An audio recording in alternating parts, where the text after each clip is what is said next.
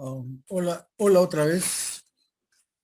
Bueno, ahora vamos a continuar con la materia de integración e interpretación de estados financieros. Empezamos a revisar algunos conceptos básicos. Lo último que vimos era la división que tienen las finanzas corporativas, es decir, sus áreas de estudio. De las finanzas, hablamos de finanzas corporativas, que es la que se enfoca en empresas, finanzas personales a personas o individuos o familias, perdón, finanzas públicas, lo que tiene que ver con el gobierno y sus instituciones, y las finanzas internacionales, que serían entre países y entre organismos internacionales propiamente. Vamos a continuar revisando la teoría. Por ahora, por lo pronto vamos a ver, terminar la teoría para ubicarnos eh, para ubicar la materia debidamente, ¿no? ¿A qué se refiere?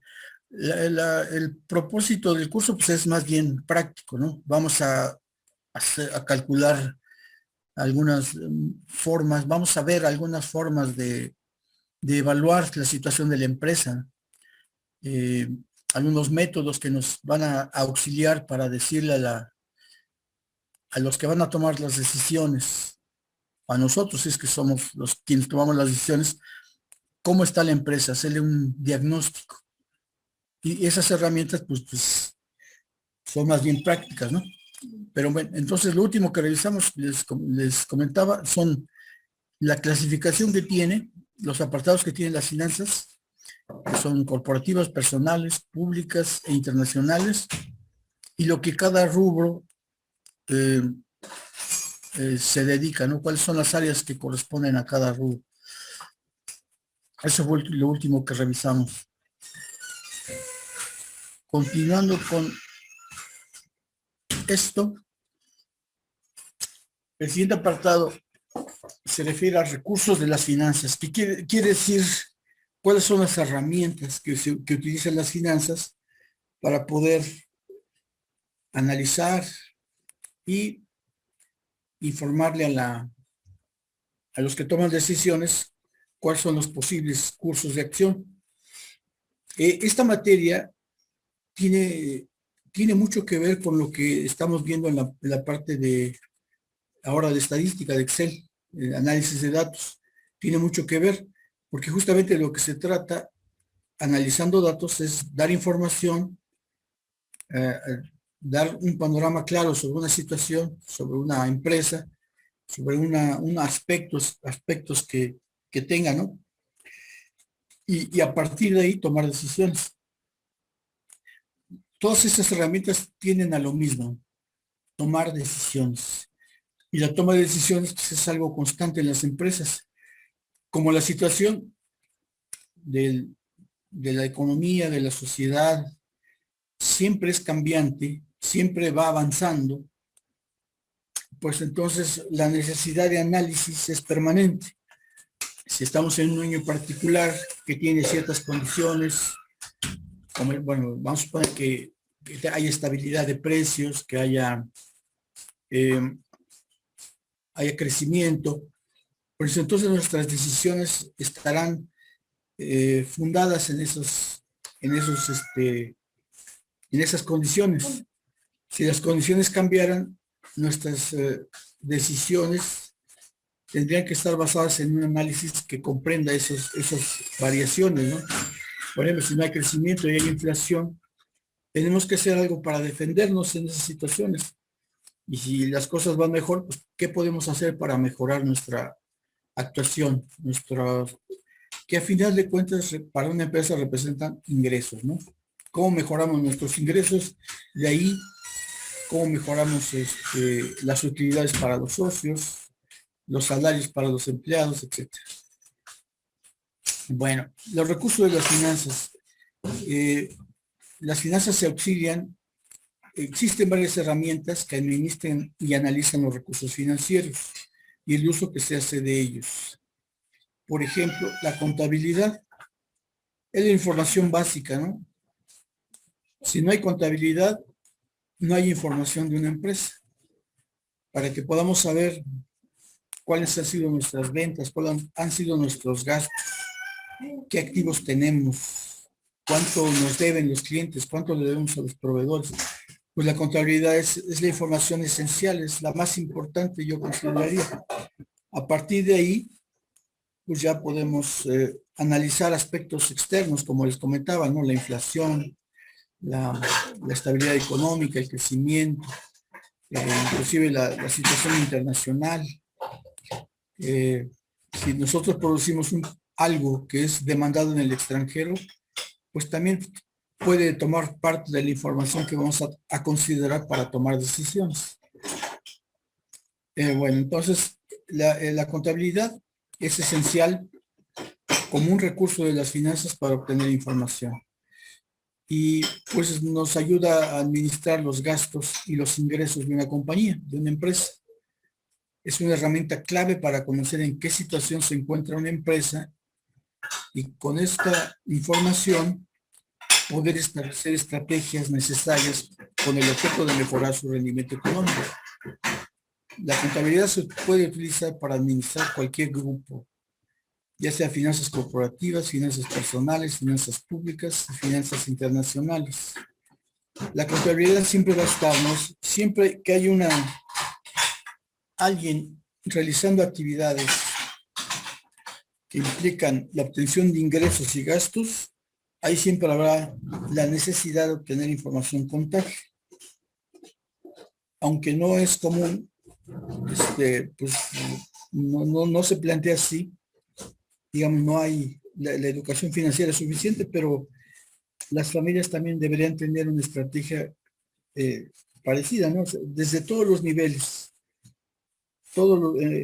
Cualquier persona, empresa tiene necesidad de información y de evaluar esta información, obtener datos y de esa manera saber qué hacer en el futuro, qué cambios debe de hacer, qué debe seguir haciendo, qué debe dejar de hacer, qué debe modificar, pero todo parte de esta información básica, cómo estamos operando.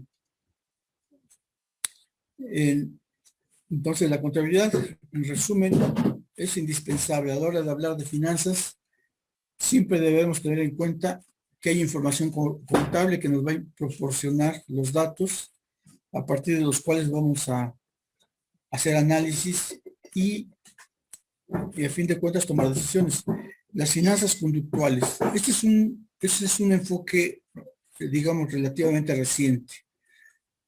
Dice, son el campo que analiza las finanzas desde un punto de vista psicológico. Describe cómo se comportan las personas y cómo se toman las decisiones. Nace de la unión de la psicología, la economía tradicional y la neuroeconomía. La neuroeconomía es como les decía, es un enfoque relativamente reciente, ¿no? Que trata de investigar el comportamiento de los individuos, ¿no? O sea, qué pasa en sus cerebros a la hora de interactuar con la economía. Bueno, a la hora de afrontar la situación económica y los propios estudios de la economía. La fusión de estas dos disciplinas, la neurociencia y la economía, es un enfoque relativamente nuevo. ¿Cómo se justifica? Bueno, seguramente habrán oído ustedes hablar sobre todo en el campo de la bolsa de valores, de la inversión en valores, que hay determinadas acciones o determinados grupos de empresas que llega un momento en que van subiendo su valor permanente en un cierto tiempo. ¿Esto a qué se debe? Entre otras cosas, a que la gente decide invertir ahí. Aquí opera la ley de la oferta y la demanda, ¿no? Cuando hay mucha demanda, los precios tienden a subir. Es una ley económica. Y cuando hay mucha oferta, crece la oferta en relación a la demanda, pues los precios tienden a bajar.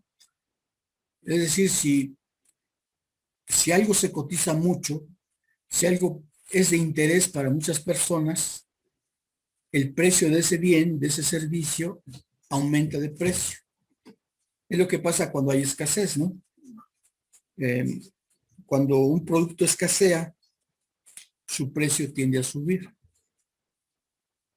Y cuando de un producto se ofrece mucho, el precio tiende a bajar. La ley de la oferta y la demanda. Ahora, ¿cuál es la neuroeconomía? Se plantea, ¿qué pasa por la cabeza de esos inversores que empujan, o sea, que codician o que pretenden tener una inversión en particular en un campo, en una empresa? ¿Por qué después de un cierto tiempo siguen interesados en esa inversión? Lo que se crea cuando hay una atención muy destacada en un rubro, que se invierte mucho en una empresa, en un grupo de empresas, es que los precios suben, pero puede llegar un momento en que ya no correspondan a la realidad. Es decir, que estén sobrevaluados, lo que se llamaría una burbuja. Los precios están excesivamente altos por la sola, por el solo hecho de que las personas se interesan en ello, en esa inversión. Entonces, la neurociencia le preocupa, o más bien atiende ese aspecto. ¿Por qué las personas están interesadas en algún momento en ir más allá y en empujar, en invertir en un área cuyos precios ya han rebasado, ¿no? Ya han tenido récords, siguen creciendo? Digamos, ese es el enfoque de la neuroeconomía.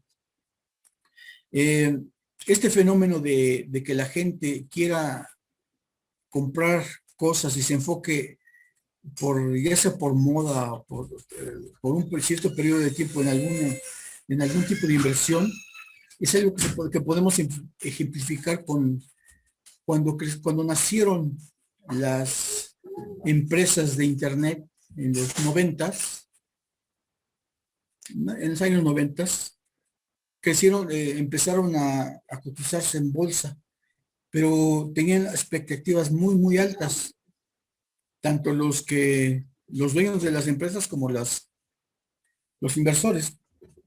Entonces empezaron a hacer cosas que no debían, debido a un comportamiento pues que no resulta muy racional, ¿no? Si se analiza.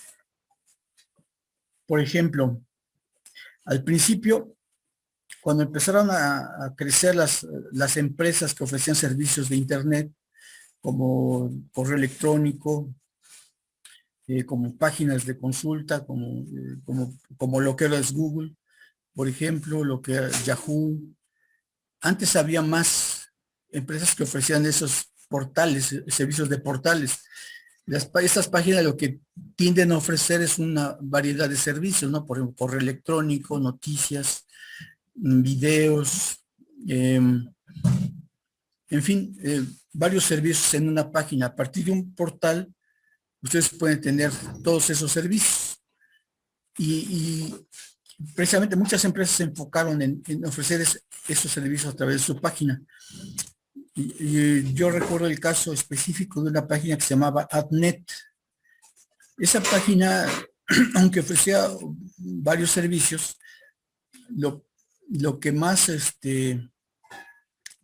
impactó fue su correo electrónico, por la razón de que ofrecía puntos por leer correos, por mandar correos, por utilizar el correo electrónico que ellos ofrecían. Se llamaba la empresa AdNet, como de advice, de anuncio, y net, de red, AdNet.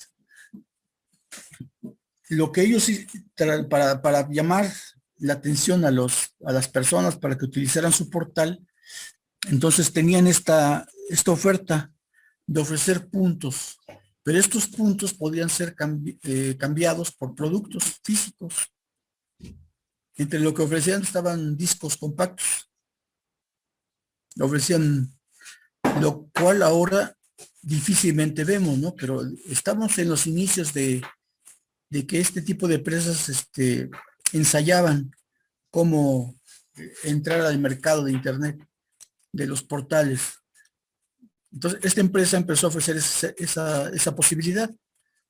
Con el solo hecho de mandar correos y recibir correos ya tenías puntos. Y eran bastantes puntos en relación al valor de lo que ellos ofrecían. O sea, era muy fácil juntar los puntos para que te dieran un disco compacto. De manera que, pues, la empresa se comprometía a entregar muchos productos en un corto tiempo. Pero, ¿cuáles eran la lógica de ellos, no? Se suponía que con esta atención que iba a recibir de los usuarios, sus anuncios iban a mejorar. Esa era la intención. Llevar gente a su portal, que tuvieran en cuenta su portal a la hora de utilizar Internet, y eso iba a generar la visibilidad de anuncios que hubieran podido contratar con empresas. Pero esto no ocurrió porque pues, realmente los anuncios nunca llegaron.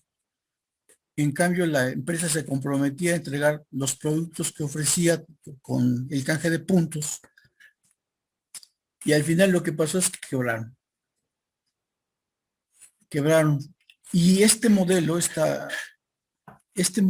poco sólido, sin muchas bases, fue lo que al principio se implementó. Muchas empresas, ese es un ejemplo, pero hubo muchas, si ustedes revisan la historia de Internet, en esos años, muchas empresas crecieron y murieron, precisamente por no planear, por no hacer un análisis correcto de lo que iba a pasar respecto a lo que ellos ofrecían y lo que podían obtener, ¿no?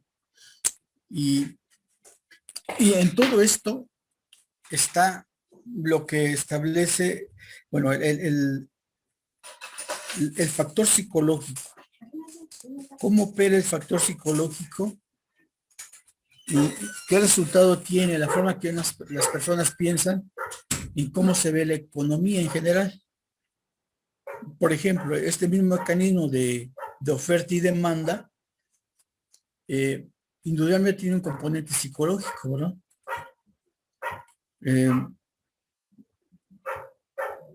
Cuando escasea el producto, con un producto en particular, mucha gente entra en pánico y empieza a comprar, lo que genera más escasez y un mayor aumento de los precios, ¿no?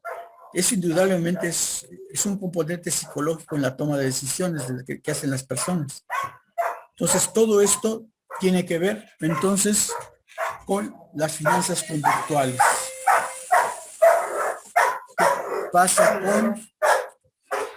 ¿Qué pasa con las decisiones de las personas? ¿Cómo se explican? No es un problema exclusivamente de economía. No es un asunto solamente de información, sino la manera en que las personas las procesan y cómo reaccionan. Si digamos que la información puede ser muy fría, tantas son las ventas, tantos son los gastos, por ejemplo, pero las decisiones que se toman sobre esa información no son siempre frías, sino que tienen un componente emocional inclusive, ¿no? No siempre las personas toman la mejor decisión basado en la información que tienen, sino que hay consideraciones que no parecen lógicas. Bueno, entonces las finanzas conductuales son muy importantes como recursos de las finanzas para comprender cómo se comporta las finanzas en general y los mercados, que lo que llaman los mercados en particular. Bueno, vamos a platicar un poco de la historia, cuál es el origen de las finanzas. porque tal y como las conocemos, no siempre fueron así, ¿verdad? Aunque siempre podemos considerar que cuando hay una persona siempre tendrá la pregunta de qué hacer con sus ingresos y sus gastos, que es esencialmente lo que las finanzas, el tema de las finanzas. Sin embargo, digamos, de manera más estructurada, las finanzas las podemos ubicar en el siglo XV, cuando surge el capitalismo. Antes de esta etapa, pues era la etapa que se conoce como el feudalismo. Y en esta época, cuando surge el capitalismo, se empiezan a desarrollar los bancos comerciales que ofrecen servicios de intermediación, préstamo y ahorro. Entonces es así como se le da, digamos que es el punto de origen de lo que conocemos ahora como finanzas, ¿no? Al surgimiento de los bancos. Alrededor de los bancos se realiza mucha actividad financiera. Con el paso del tiempo, las instituciones financieras y sus productos han ido evolucionando y modernizando. Entonces, que es algo que pasa en todas las instituciones humanas, ¿verdad? Se van modificando, van evolucionando. Han aparecido nuevos intermediarios distintos a los bancos tradicionales, como por ejemplo las sociedades gestoras de carteras, instituciones de inversión colectiva y también nuevos productos financieros que ofrecen multitud de opciones a los clientes. Lo que son las finanzas ahora, pues no tienen punto de comparación con lo que pasaba antes, ¿no? Todo era más simple, había menos elementos participantes y todo parecía más simple. En cuanto al desarrollo teórico, recién en el siglo XX, las finanzas pasan a constituirse como un área de estudio propiamente dicha. Su origen puede encontrarse en los trabajos de Irving Fisher en 1897, en donde se refiere a las finanzas como una nueva disciplina. Aunque su novedad era de unos 500 años, 400 años, pues realmente su consolidación ocurre en el siglo XX, no el siglo pasado, donde ya se le pone más atención y empieza a hacerse el desarrollo teórico de las finanzas. Su ámbito de estudio se ha ido perfeccionando con el tiempo, con el desarrollo de teorías que intentan explicar la determinación óptima del precio de los activos, la rentabilidad esperada, las decisiones en escenarios de incertidumbre, etc. Esto es lo que nos da el estudio de las finanzas, ¿verdad? El saber qué hacer en un momento determinado a partir de herramientas que tenemos a la mano. Y uno de los procesos que más recurrentemente se tiene que hacer es por ejemplo, la determinación óptima del precio de activos. O sea, para evaluarlos o para venderlos. ¿Cuál va a ser la rentabilidad esperada de una inversión, por ejemplo, ¿no? Que si vamos a invertir en una ampliación, ¿cuánto vamos a obtener? ¿Cuánto esperamos obtener y cuando hay incertidumbre, como les comentaba, las variables, tanto internas de la empresa propias como las externas de la economía, van cambiando y no se tiene certeza sobre qué curso de acción van a tomar, pues entonces las decisiones se hacen más difíciles, pero esas decisiones se tienen que tomar. Y hay herramientas precisamente para determinar qué hacer. Pues la estadística, lo que vamos a ver en el curso, en el otro curso, esa es parte de lo que nos ayuda a analizar la toma de decisiones, planteando escenarios y estableciendo parámetros para la decisión. ¿Qué pasa si ocurre A? ¿Qué pasa si ocurre B? Y en esa incertidumbre, pues la herramienta de llamada estadística nos auxilia, ¿no? Para tomar decisiones en la parte de la estadística inductiva. Bueno, la historia de las finanzas centra su estudio en la evolución de la influencia de estas en la economía a lo largo del tiempo, así como el avance que ha propiciado en la sociedad.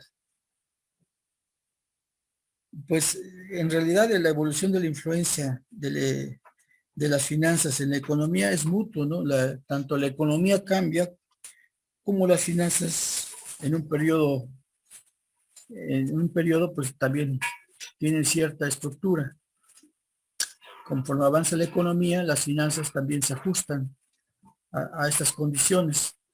Y vemos que las finanzas y la economía tienen una interacción dinámica mm, y se van influyendo mutuamente. Lo que la manera en que las personas, las empresas hacían sus finanzas hace 200 años, pues no es la misma que la que es ahora. Pero tampoco la economía tiene una dinámica distinta. Entonces digamos que hay un ajuste que va cambiando con el tiempo y con la evolución de los dos campos. Desde la financiación de los primeros imperios a la exploración de lugares recónditos, las finanzas han sido una parte de la historia, pero no solo han servido para hacer avanzar la humanidad, las guerras también han sido posibles gracias al dinero. Pues sí, las finanzas están en todo, ¿verdad? Cuando hablamos de recursos, pues los recursos tienen que ver con todo lo que se intente, ya sea, inclusive en el caso de las guerras. Ahora sabemos que muchas guerras fueron financiadas por las mismas que han financiado, por ejemplo, la revolución bolchevique, que fue a principios del siglo XX, 1917. Lenin, de ideología socialista, marxista, se enfrentaba al zar, al régimen de los zares en Rusia. ¿Qué se pudiera pensar, no? Una revolución necesita recursos, la que sea, la más chiquita inclusive. Cualquier revuelta necesita recursos, ya sea, en algún momento van a necesitar financiamiento. Y se da el caso de que en ese periodo de la historia, en ese capítulo de la historia, un bando, creo que fueron los Rockefeller, financiaban tanto a Lenin como al gobierno, bueno, a los zares, al gobierno zarista, o la monarquía zarista. Esto, bueno, es digno de análisis, ¿no? Pero lo que nos ilustra, al final de cuentas, es que las finanzas, o sea, la obtención de recursos es para todo lo que nos imaginemos, ¿no? Para la vida diaria, para la vida de las empresas, etcétera, para grandes y pequeñas empresas. Y una empresa que podemos considerar, o sea, una intención de provocar una revolución en un país, pues requiere dinero, requiere recursos. Si no es dinero, serán armas, municiones, etcétera. Y eso alguien lo proporciona. Ya les comento, la paradoja es que alguien que podríamos considerar con intereses ajenos a un régimen económico y social que iría contrario a sus intereses, estuvo financiando a los dos bandos en el caso de la revolución bolchevique. Es un, es un buen motivo de reflexión. ¿Por qué? ¿Por qué haría eso, no? ¿Por qué una persona financiaría a los dos bandos de un conflicto? Lo mismo se sabe en la Segunda Guerra Mundial. Había grupos financieros o intereses, familias adineradas, que financiaban tanto a los aliados como al eje. Es decir, que financiaban a Alemania y sus socios, como a los, a los aliados, que serían Inglaterra, perdón, Francia, Estados Unidos, etcétera. También, ¿cuál es el propósito? Bueno, pues, cualquiera que haya sido el propósito, seguramente esperaban obtener beneficios, cualquiera que fuera el bando que ganara, ¿verdad? Entonces, pues era una manera astuta, inteligente de apostarle a no perder en ningún caso. Bueno, eso es como una anécdota. Hay que tener en cuenta que el dinero y las finanzas como herramienta son neutros. Fue su uso el que marcó la diferencia. Efectivamente, ¿no? Un dinero que se da o se obtiene por sí mismo no tiene una calificación.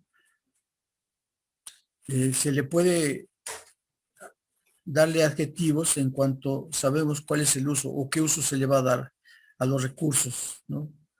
Entonces, el dinero y las finanzas por sí solos son de naturaleza neutra. Es el uso que se le da lo que va a marcar la diferencia, lo que en algún momento puede uno establecer un calificativo a ese dinero y a esas finanzas. Bueno, si nos vamos más atrás, eh, la, la, la de Mesopotamia hasta la era moderna, podemos decir lo siguiente, que expertos como el profesor William Gottsman de la Universidad de Yale consideran que estas fueron necesarias para el devenir de la humanidad. Sin ellas el progreso no habría sido posible.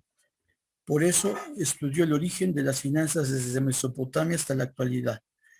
Pues sí, definimos las finanzas como la obtención de recursos y su aplicación, así de manera sencilla, pues esa necesidad siempre ha existido.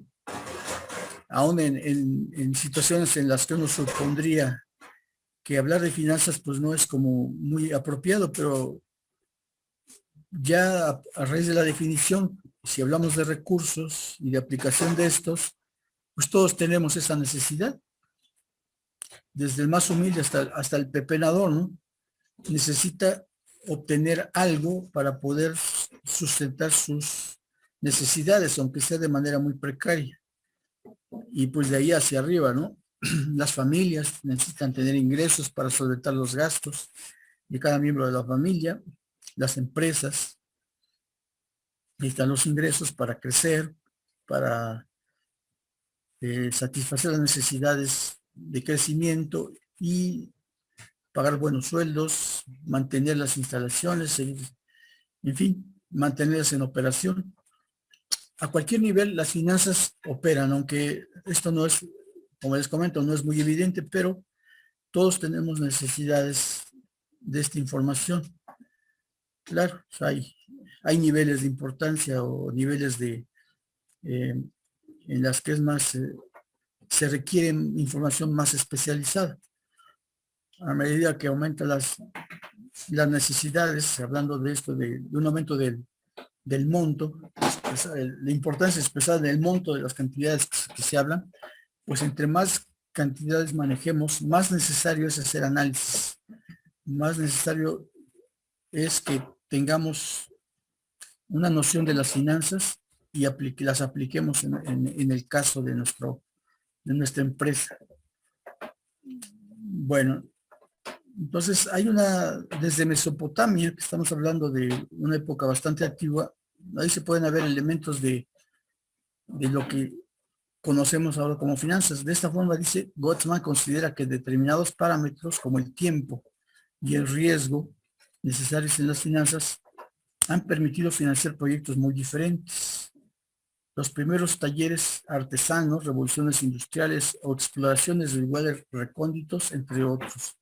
Pues sí, si vemos por ejemplo, a la descubrimiento de América como una empresa y lo que resultó de ello, pues eso requirió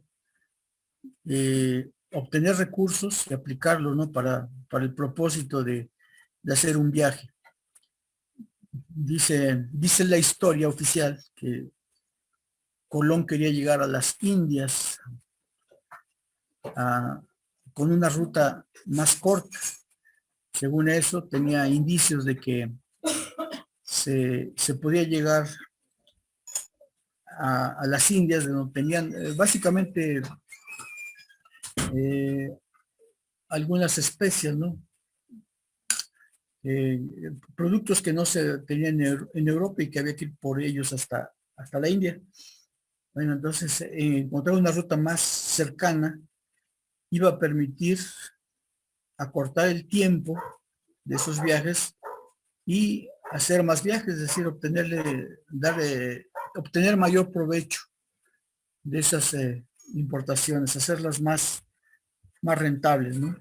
Aumentando el producto ofrecido y quizá un mejor precio al haber, operando aquí la idea de la oferta y la demanda, ¿no? Al obtener más, poder poner en el mercado más productos, quizá de esa manera extender las ventas. En fin, lo que vemos como historia, que no parece estar conectado con las finanzas, en realidad sí tiene esa conexión. Por ejemplo, la construcción de las pirámides de Egipto. ¿Se imaginan la cantidad de recursos que se emplearon en hombres, en materiales? Y lo que no está muy bien determinado cuál fue la utilidad, ¿verdad? De las pirámides. Pero aunque se han descubierto algunas,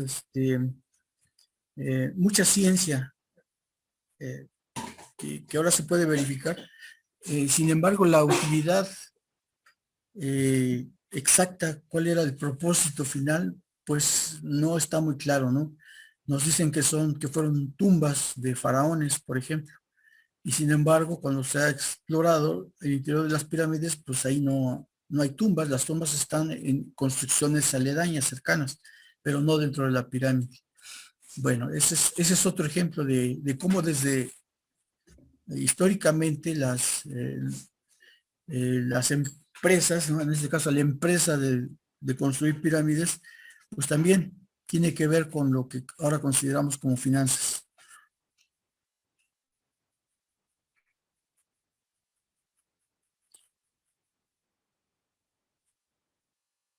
Bueno, más ejemplos.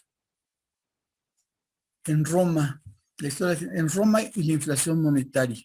¿Qué pasó en Roma? El Imperio Romano tenía monedas como perdón, el denario, hechas en gran parte con plata. Este metal se utilizaba en ellas en un alto porcentaje, pero en la historia de las finanzas también ha habido inflación monetaria y algunos emperadores la provocaron. Nerón, el emperador Nerón, llevó a cabo una gestión desastrosa. Adulteraba esta moneda usando más cantidad de otros metales. De esta forma, financiaba su imperio y sus caprichos. Los comerciantes percibían que no valían lo mismo y subían los precios de sus productos.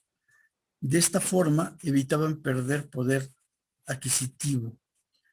Este es algo, lo que hoy ocurriría cuando algún gobierno, bueno, o algún banco central de un país imprime más billetes, ¿no? Eh, Al imprimir más billetes, al ser más fácil, al haber más circulación de monedas, el efecto esperado es que los precios aumenten, ¿no? Que haya inflación. Por eso actualmente las economías tienen el propósito de controlar este aspecto, de que no haya mucha moneda circulando para que el valor de esa moneda no se deprecie. Y aquí el ejemplo de Nerón es que él utilizaba metales preciosos para la elaboración de las monedas, pero para poder tener más dinero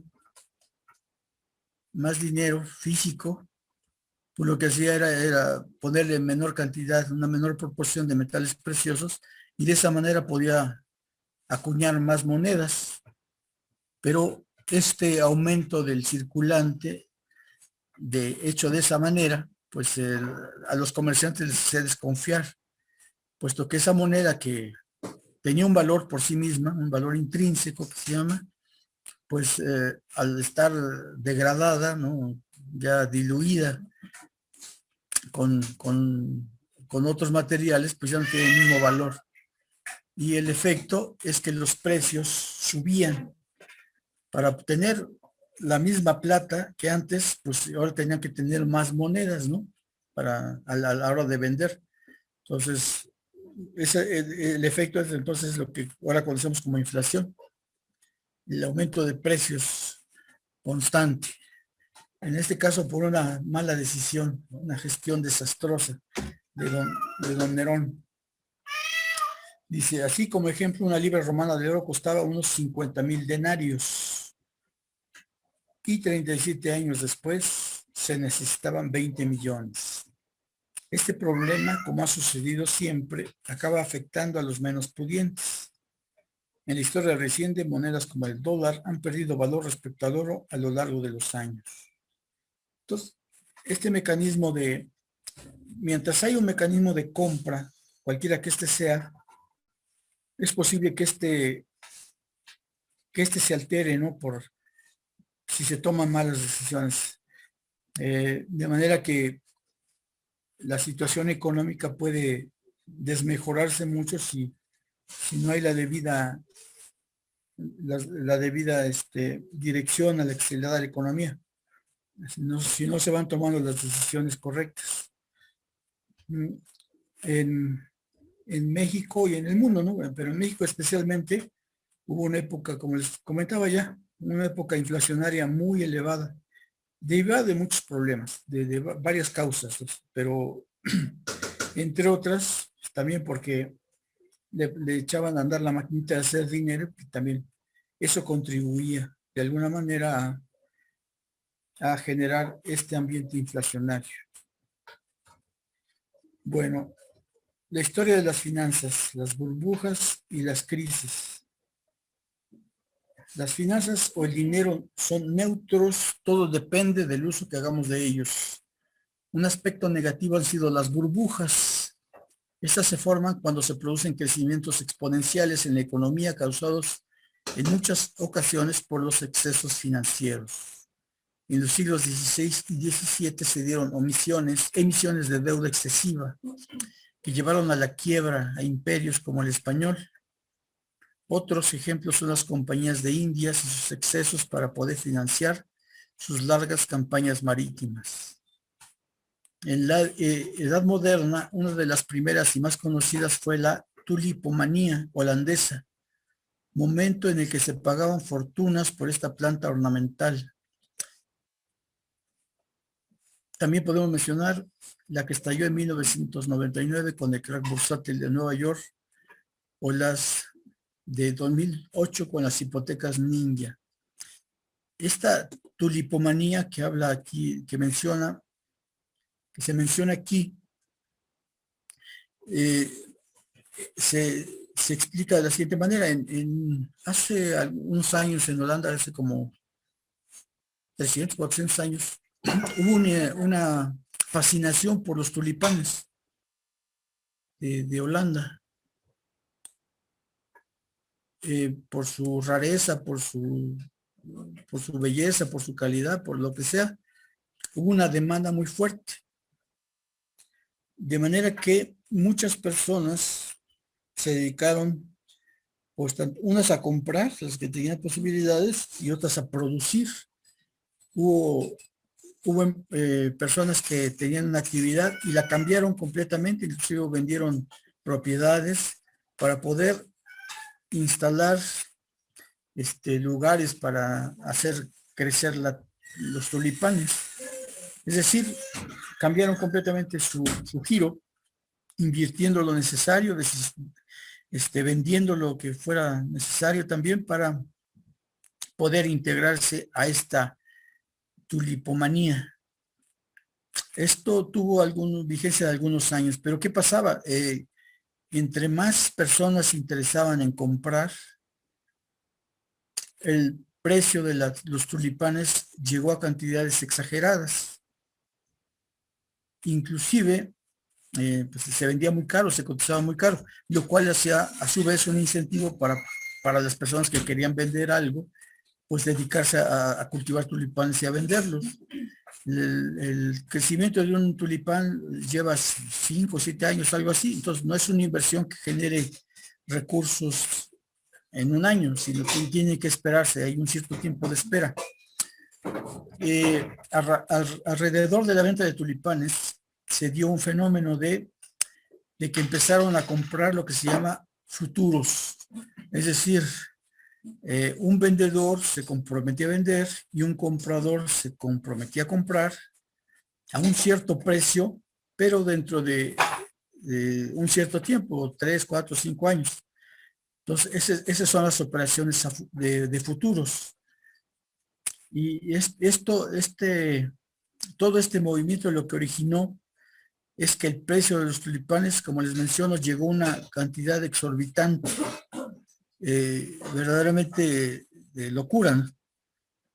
Y en algún momento esa burbuja, pues tronó, porque estaba fuera de la realidad comprar tulipanes por cantidades exageradas, ¿no? Pues sí, pueden ser cosas muy raras, pero no valen todo lo que el valor que se les estaba asignando. ¿Y qué pasó con aquellos que habían invertido? Cuando los tulipomanía se desplomó, ¿qué pasó con todos aquellos que habían invertido? Los que habían comprado y los que se habían orientado a la producción de tulipanes, pues sufrieron pérdidas considerables. Esas son las burbujas. Y digamos que es de las primeras que se conocen. Y tiene hace bastante tiempo. Ahora, más recientemente, lo que menciono de las hipotecas ninjas.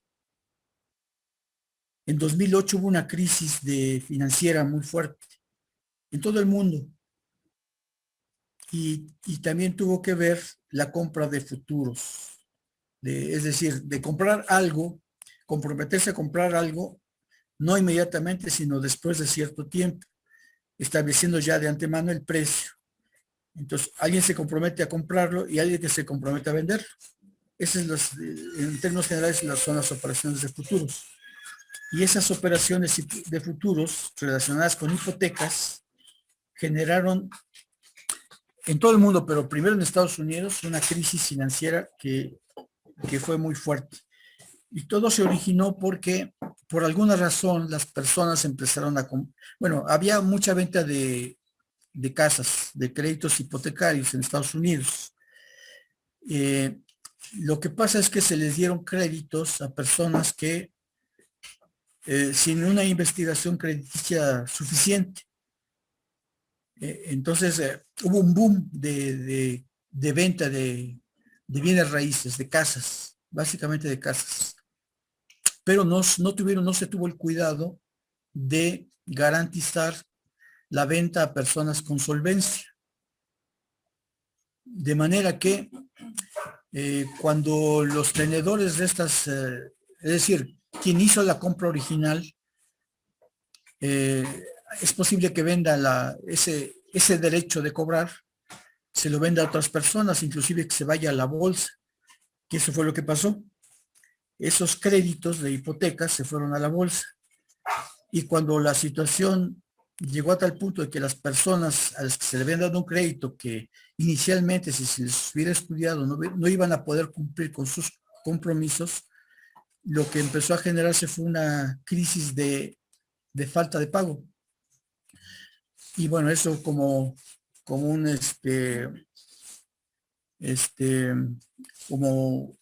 fichas de dominó, eso fue a afectar a todo el mundo. No fue era tal el importe de las operaciones de este tipo en Estados Unidos y el mercado de futuros que se unió con estos títulos, y pues inundó el mundo. Y entonces, al desplomarse los cobros por estos créditos, que digamos la base de todas las operaciones, pues también los futuros que se hubieran firmado o establecido con ellos también vinieron abajo.